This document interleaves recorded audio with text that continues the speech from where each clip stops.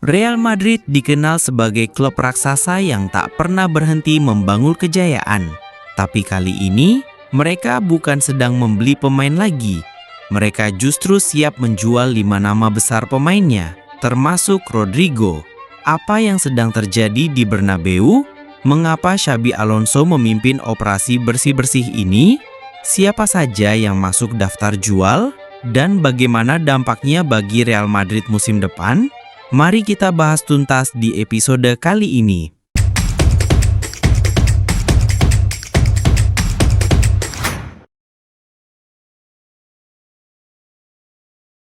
Musim 2025-2026 akan menjadi awal era baru Real Madrid. Setelah berpisah dengan Carlo Ancelotti, kini kursi panas di Bernabeu ditempati oleh mantan gelandang mereka, Xabi Alonso.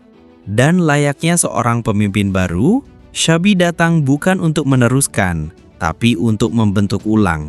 Ia ingin tim yang sesuai dengan visinya, lebih cepat, lebih agresif, lebih tajam. Tapi untuk membangun sesuatu yang baru, terkadang kamu harus rela merombak yang lama. Tanggal 4 Agustus nanti, Xabi Alonso akan memimpin sesi latihan pertamanya di Valdebebas, Madrid. Tapi tak semua pemain akan tersenyum di sesi latihan itu. Real Madrid harus memangkas skuad mereka menjadi 25 pemain. Beberapa nama besar harus dikorbankan. Dan menurut laporan dari media Spanyol, 5 nama telah ditandai: Rodrigo, Endrick, David Alaba, Dani Ceballos, dan Ferland Mendy. Mereka bukan pemain biasa, mereka adalah pilar di zaman Carlo Ancelotti. Dalam dunia sepak bola, status hari ini bukan jaminan untuk esok hari. Mari kita mulai dari nama terbesar, Rodrigo. Pemain Brasil yang mencetak gol-gol penting di La Liga bahkan di Liga Champions, kini berada di ambang pintu keluar. Rodrigo sebenarnya bukan pemain yang tampil buruk, tapi dengan kehadiran Mbappe, Vinicius Junior, dan bahkan Arda Güler, posisi Rodrigo jadi tak aman. Madrid tak ingin menjualnya murah. Mereka mematok harga 100 juta euro. Dan Arsenal serta Liverpool sudah membuka komunikasi. Bahkan, Tottenham disebut-sebut siap ikut bersaing. Lalu ada Endrick, wonderkid yang digadang-gadang jadi Neymar baru. Tapi masalahnya, dia belum benar-benar tampil. Cedera demi cedera menghambat proses adaptasinya. Madrid tak akan menjualnya, tapi mereka sadar Endrick butuh jam terbang. Maka peminjaman menjadi opsi realistis. Benfica, Ajax, bahkan klub MLS mulai memantau. Tujuannya jelas, biar sang bocah Brasil ini tumbuh di tempat yang tepat, lalu kembali ke Madrid sebagai senjata utama di masa depan.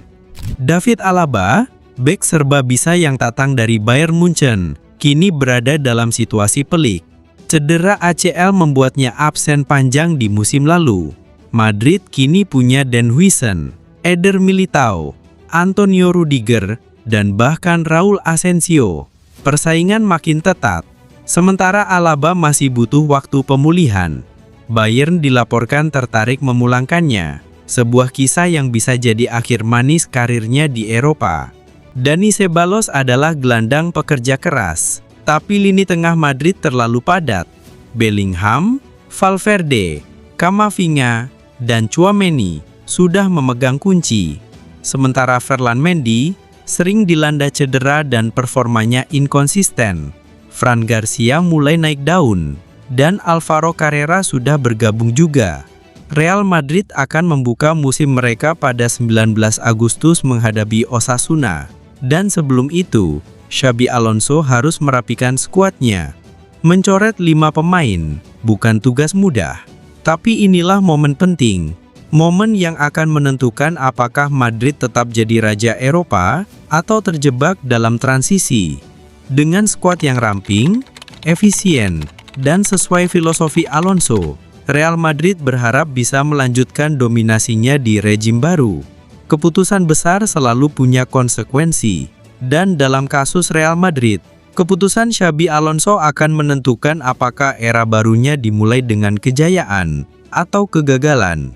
Rodrigo, Enrique, Alaba, Ceballos, dan Mendy masing-masing punya cerita, tapi sepak bola tak selalu memberi tempat bagi semua pahlawan.